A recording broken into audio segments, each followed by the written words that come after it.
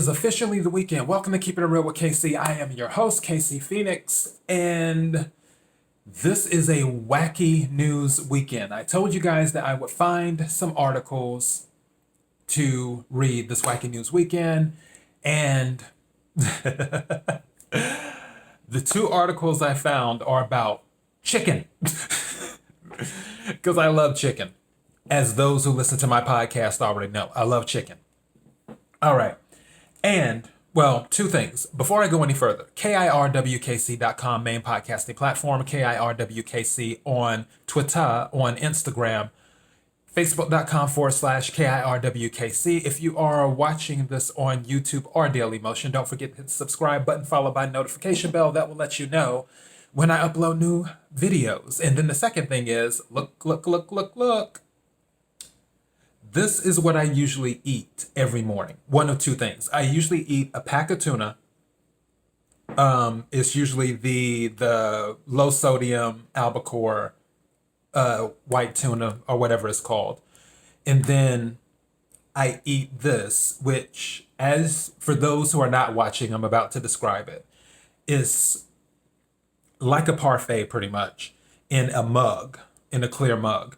It is pumpkin seeds at the bottom, then cashews, then on top of that, cherry powder, then on top of that, blueberries, then on top of that, Greek yogurt, and then on top of that, walnuts.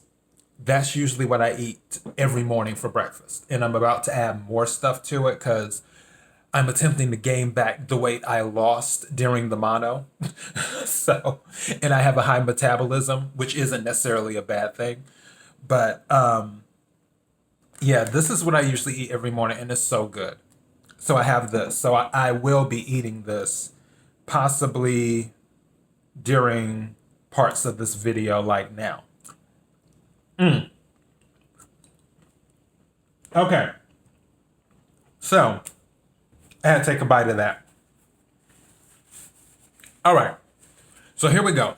I have two news stories, both about chicken. You can't make this stuff up. This news story was on November the 10th, and I found it.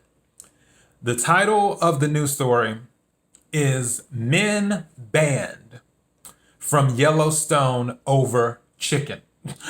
For those of you who are not familiar, Yellowstone is a national park. So yeah, so I'm about to read this article. It's not that long, but but okay, I gotta keep a straight face while reading this. All right, so it says 3 men to be exact, and this is why. There is a difference between bringing a hiking snack and bringing a whole ass chicken to see if you can cook it in the geysers at Yellowstone. Yep, that's what these men did. For those of you who may not know, there are geysers in Yellowstone Park. So just a little side note. The 3 men have been temporarily banned from the national park for attempting to cook whole chickens in the park's famous geysers. The incident took place on August the 7th. The ranger received reports that a group was hiking with pots towards Shosane Geyser Basin. The ranger caught up with the group and discovered they had a burlap sack with 2 whole chickens. There was also a cooking pot nearby. Eric and Dallas Roberts were ordered to serve 2 days in jail. They also paid $540 in fines and fees. The third man was Eric Rumriel, 49. He was forced to pay $1,250 in fines and fees, which now I'm curious. Why did the other two pay $540 and this other guy pay $1,250 in fines and fees? I'd be curious to find that out. Like, what did he, obviously he had to do something more extreme. Maybe he was the one who came up with the idea. I don't know. That's interesting. It says all three men are banned from the park for the time being. They are not allowed at Yellowstone National Park for 2 years, as they are to serve 2 years of unsupervised probation. When the men were asked what they were doing at the park, they replied simply that they were trying to make dinner. Guess that never happened. Yellowstone has about 10,000 thermal features and hundreds of geysers. The Shoshone Geyser Basin contains several geysers and small springs, all with water temperatures that range from 180 degrees to 196 degrees Fahrenheit. Water in hot springs can cause severe or fatal burns, and scalding water underlies most of the thin breakable crust around the hot springs, said the park in a statement. It's illegal to touch thermal features or throw objects into the hot springs or any other features of the park. Visitors are asked to stay on the boardwalks or other marked and designated trails. According to one of the men, attempting to cook a chicken at Yellowstone for dinner was a group decision. So now I'm even more curious. So if it was a group decision, how did this third guy get fined $1,250, but the other two only paid $540? Huh. I pay attention to little things like that. That's just me. So yeah, this is not a made up story, and it was about chicken. So, oh boy, I love this stuff. All right, so that's one of my wacky news stories. I'm going to give you guys another wacky news story this weekend, as promised, also related to chicken. So, would you do anything for Chick-fil-A?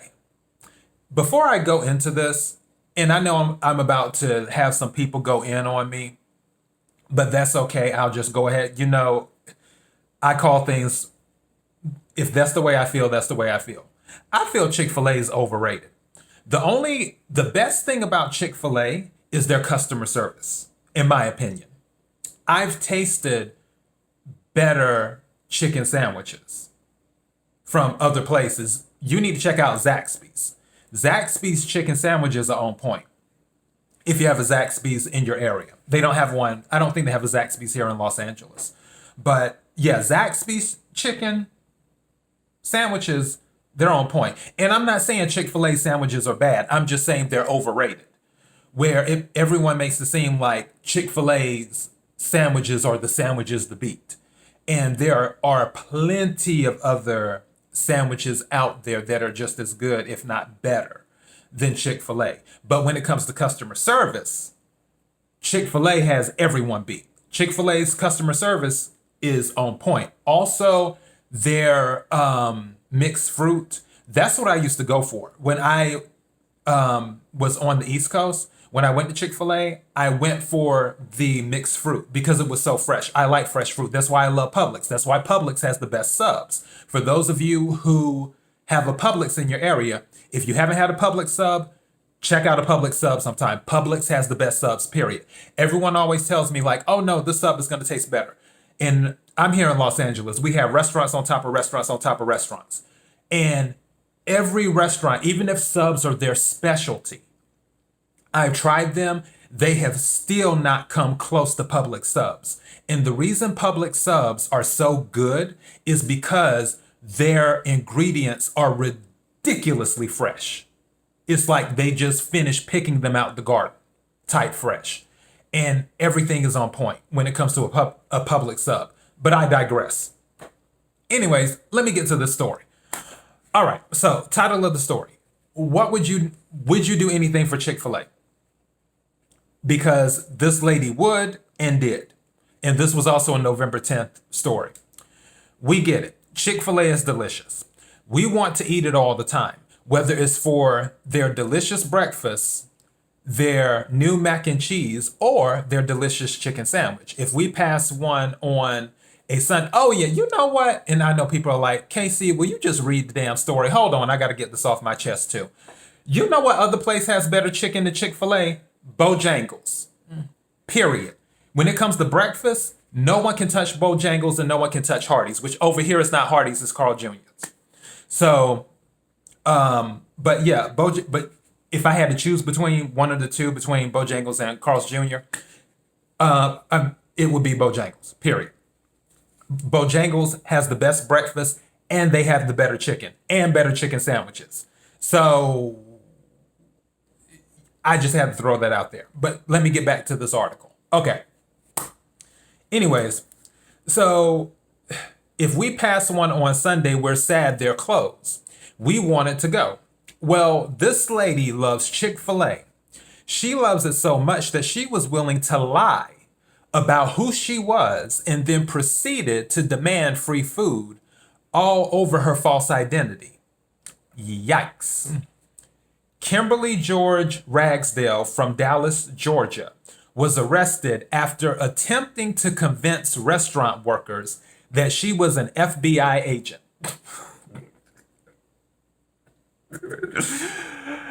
She wanted free food because of her status as an FBI agent. Police officers came to the scene. Police officers came to the scene, and Ragsdale still tried to claim that she was a federal agent. Turns out this isn't the first time she had attempted to get free food this way. She has even went as far to threaten to arrest employees when they don't provide or tell her that they won't give her free food. Wow. She told police that she didn't have any identification. Ragsdale said that her credentials were electronic only.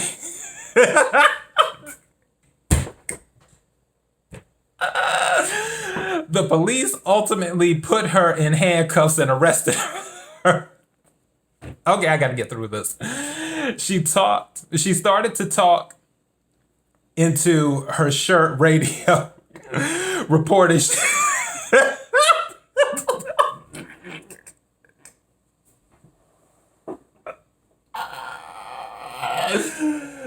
I'm weak.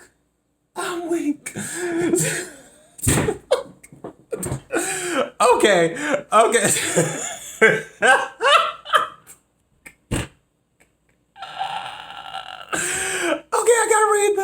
I gotta read this. Okay.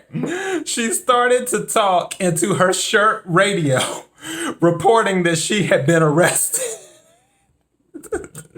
She talked into her shirt saying that someone should be sent from the FBI to the Rockmart Police Department for her. Rockmart Police Department Police Chief Randy Turner said, "We are thankful for the observant and professional staff at Chick-fil-A who knew what to do and gathered the info needed for us to make our case and catch her in the act. We would like to inform our citizens to call 911 if someone is claiming to be an officer, if they aren't in a marked car or in a proper uniform, or if they don't have proper credentials. The arrest report states that Ragsdale has been charged with impersonating a public officer."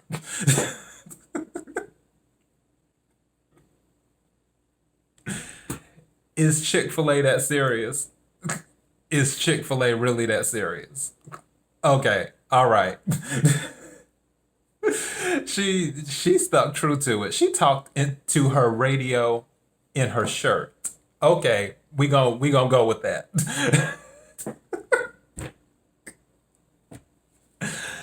I can't. These are my two wacky news chickens.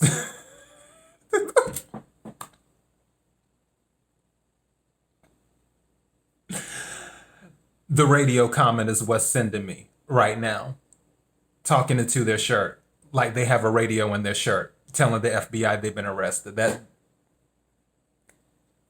glory be. That's all I can say. Glory be. All right.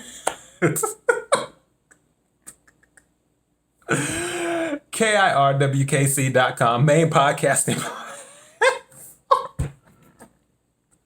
KIRWKC on Twitter, on Instagram, and Facebook.com/KIRWKC. If you're watching this on YouTube or Daily Motion, don't forget to hit the subscribe button followed by the notification bell. That will let you know when I upload new videos. So this is the Wacky News Weekend. This is the only episode I'm doing this weekend for Keeping It Real with KC, because obviously I'm still dealing with administrative stuff behind the scenes. Yeah, so fingers crossed, I don't take any day for granted, but fingers crossed I'll do my daily thought starting again on Monday. More than likely, I will be doing a daily thought on Thanksgiving as well, and it will probably be as cliche as all get out, since it'll be on the day of Thanksgiving. Hint, hint. Yeah. So that's all I got. Thank you guys for the support, the love, listening to the podcast. I see the downloads and everything else. It means a lot to me. So just thank you. Anyways, until next time, be blessed.